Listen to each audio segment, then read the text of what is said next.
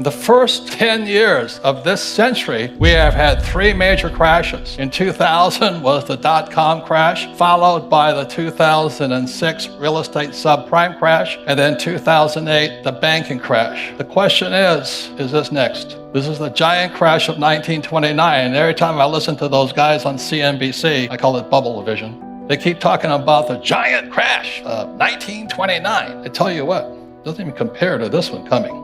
So that's why I write and I speak, and I'm very concerned about our futures, our well-being, and the state of the economy.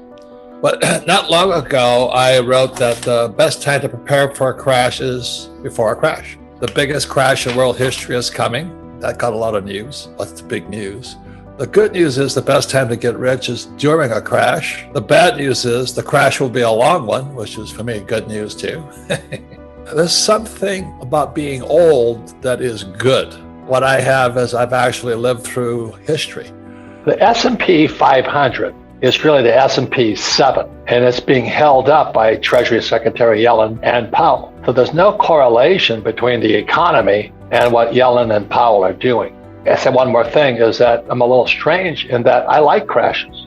So this next crash is going to be really, really good, but it'll bring down gold, silver, Bitcoin stocks. But the good news is a crash is a good time to get rich. The big debate is there inflation or deflation? And if you look historically, what's happened today is the nominal debt to GDP is a correlation of M2, the volume of money, times the velocity of money. And the reason Yellen and Powell are scrambling is because they've expanded M2, so everybody thinks there's going to be inflation. But velocity of money, which is what Jim Records and I always talk about, the velocity of money is plummeting.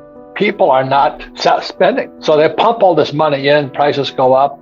Meanwhile, the Asians are catching up now. The ports are finally open. So it is transitory inflation. But the problem is we're stacked with this massive debt, and all it's done is bump up the stock market and real estate market. The money has not gone into the economy.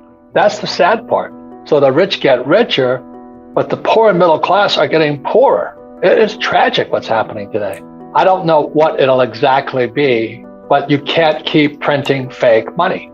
That's M2. And the velocity of money keeps dropping, but the debt keeps going up. So you and I don't have to go to Harvard to understand that's not good. This is going to be the biggest crash in world history. We have never had this much debt pumped up. Debt is the biggest problem of all, but that's called M2, money supply. And the debt to GDP ratio is out of sight. So when it comes down, which it brings everything down with it, and I want to give people the big picture. The reason I don't care for Yellen or Powell, because they're both Marxist. And when I say that, I get nailed. I will read you a quote from Lenin. Okay, this is Vladimir. He says, the establishment of a central bank, this is a direct quote, is 90% of a communizing of a nation. That's Yellen and Powell.